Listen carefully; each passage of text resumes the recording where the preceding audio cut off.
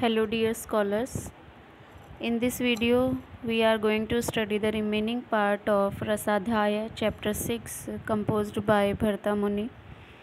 In our last video we have discussed about the types of sentiments and about the types of instruments, gestures, etc. Now in this video we are going to discuss the 5 kinds of dhruva and about the detailed discussion of sentiments. 5 kinds of dhruva. Songs which relate to dhruvas are of 5 kinds. Entering means pravesh, casual means akshepa, going out means nishkarma, pleasing means prasadhika, and intermediate means antara. So these are the 5 kinds of dhruva. And the playhouse is of 3 types. Oblong means that is related to length, square, and triangular. So there are 3 types of playhouse: oblong, square, and triangular. Sentiments explained. In that connection, I shall first of all explain the sentiments. I here refer to Bharata Muni, as we have discussed earlier that the sages are asking questions related to rasa to Bharata Muni and he is replying. So here Bharata Muni is explaining the sentiments.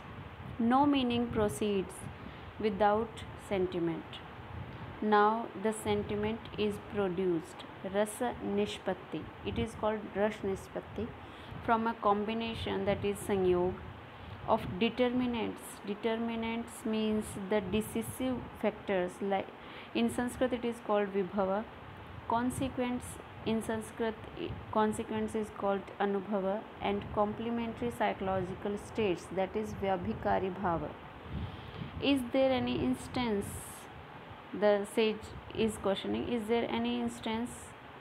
Yes, it is said that as taste means rasa results from a combination of various spices, vegetables, and other articles, and as 6 tastes are produced by articles such as raw sugar or spices or vegetables, so the durable psychological states means sthai bhava, when they come together with various other psychological states, attain the quality of a sentiment. So here Bharata Muni is explaining that sentiment is not all alone experience, it is the combination of durable psychological states and various other psychological states.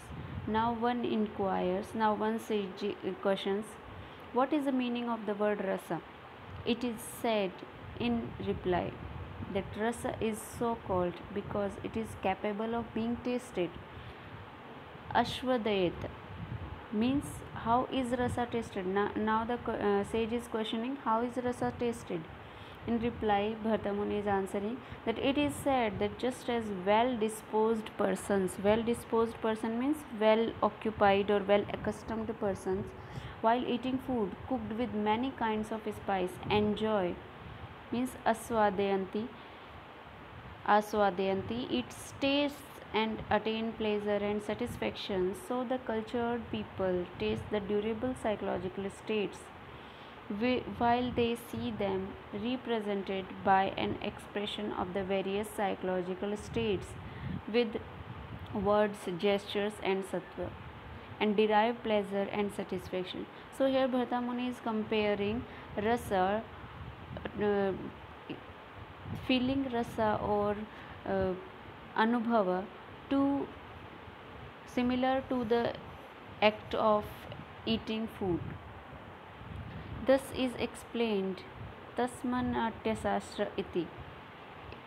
For in this connection there are 2 traditional couplets.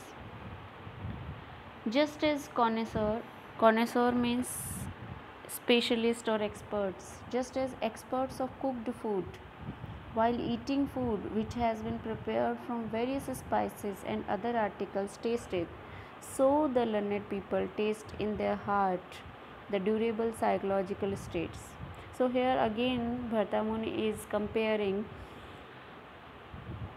The taste of learned people of rasa is equal to taste of eating food by an expert when they are represented by an expression of the psychological states with gestures. Hence, these durable psychological states in drama are called sentiments. So here he is giving a clear-cut definition of sentiments, that in drama all those durable psychological states are called sentiments. Now he is going to explain the relation between sentiments and psychological states.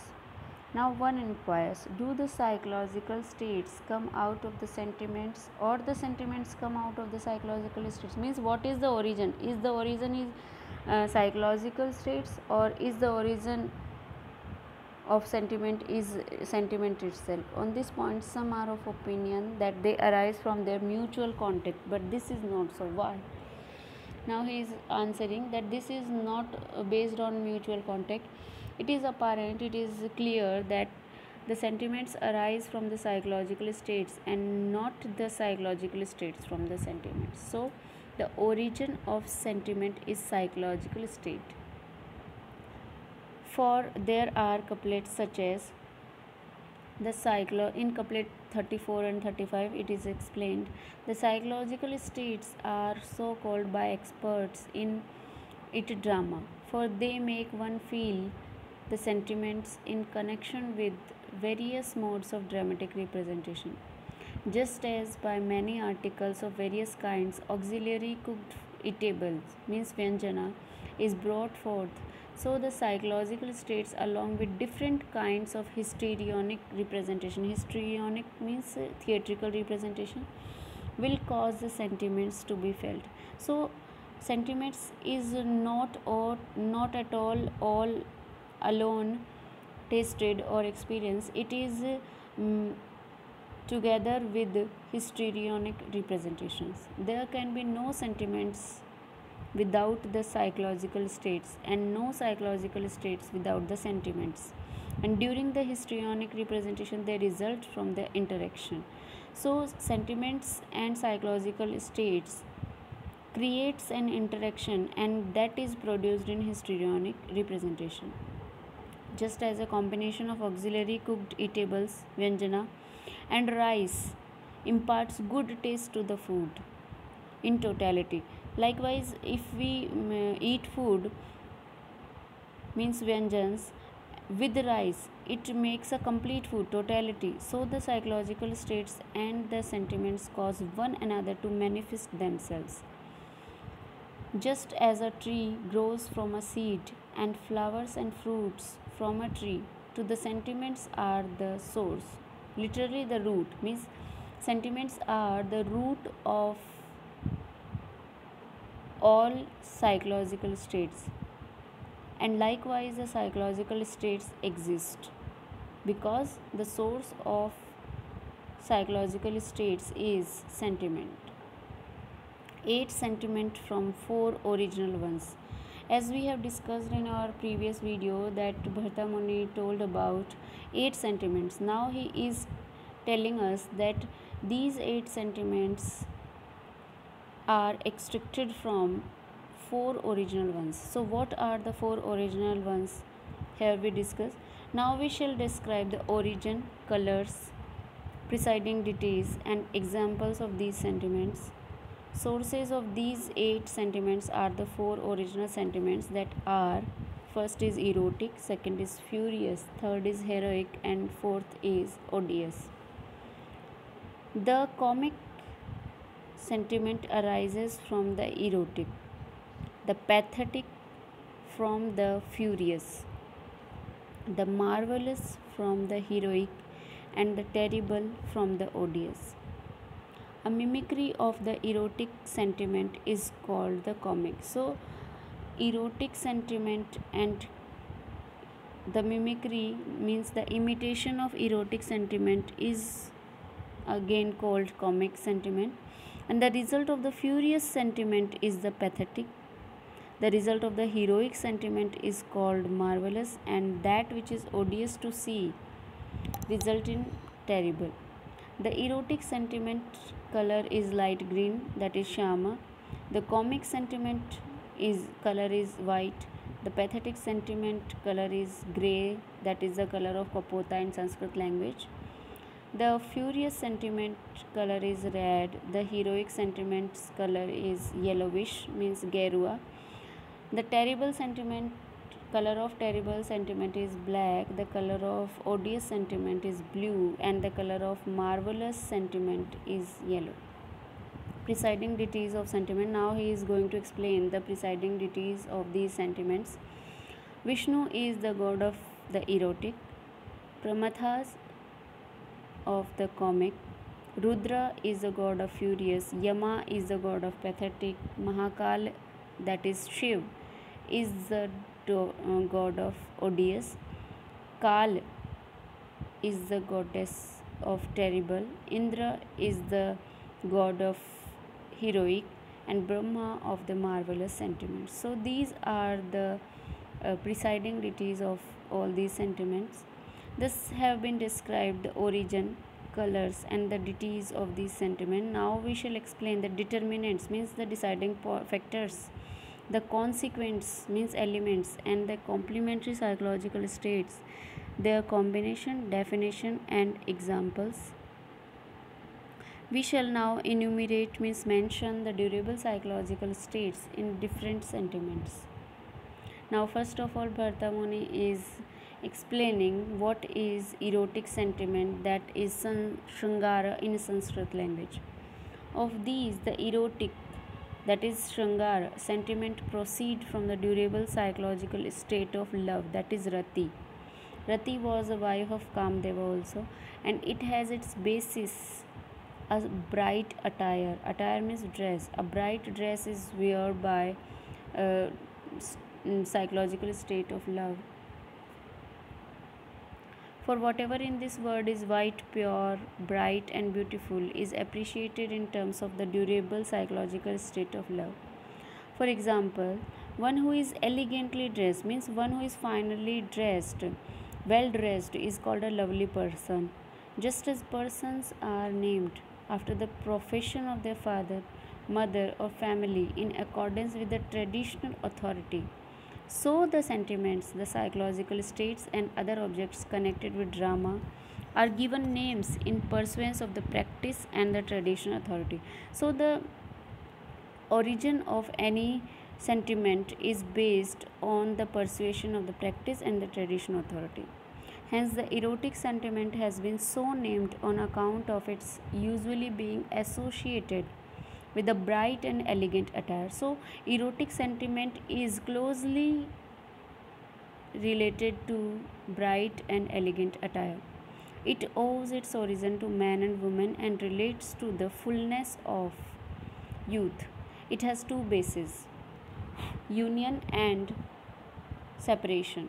Of these two, the erotic sentiment in union arise from determinants like the pleasure of the season, the enjoyment of garlands. You students are directed to underline all these points and make notes of these. The enjoyments of garlands, unguents. Unguents means the ointment or the plastering. Ornaments, beloved persons, objects, splendid mansions, going to a garden and enjoying there. So these are the constitutive factors of erotic sentiment. Seeing the beloved one, hearing his or her words, playing and dallying with him or her. It should be represented on the stage by consequence such as clever movement of eyes, eyebrows, glance, soft and delicate movements of limbs, and sweet words and similar other things. So erotic sentiment is not only related to the attire or the dress, but it is also related to the gestures of eyes, eyebrows, and limbs movement. Complementary psychological states in it do not include fear, indolence, cruelty, and disgust. So complementary psychological states do not include in Shringara, that is fear, indolence, cruelty, and disgust. These are all not connected to it. The erotic sentiment in separation should be presented on the stage. So fear, indolence, cruelty, and disgust are the points of separative erotic sentiment, such as indifference, languor. Languor means relaxation of fatigue, or we can say melancholic. Fear, jealousy, fatigue, anxiety, yearning. Yearning means sadness or groaning or restlessness. Drowsiness, sleep, dreaming, awakening, illness, insanity, epilepsy. Epilepsy means hysteria, inactivity, fainting, death, and other conditions. So, these are all connected to the separative part of erotic sentiment. Now, it has been asked, if the erotic sentiment has its origin in love, why does it manifest itself through pathetic condition? So the sage asked that if erotic sentiment is related to love, why these pathetic conditions are also involved in this? So Bhartamuni answered that it has been mentioned before that the erotic sentiments has its basis in union as well as in separation. Authorities on Ars Amortia, means Vaishya Shastra, have mentioned 10 conditions of the person separated from their beloved ones which are pathetic. We shall discuss them in the chapter on the harmonious histrionic representation. The pathetic sentiment relate to a condition of despair owing to the affliction under a curse, separation from dear ones, loss of wealth, death or captivity, while the erotic sentiment based on separation relates to a condition of retaining optimism arising out of yearning and anxiety. So here in erotic sentiment, the pathetic condition is related to optimistic attitude. Hence the pathetic sentiment and the erotic sentiment in separation differ from each other. And this is the reason why the erotic sentiment include condition available in all other sentiments.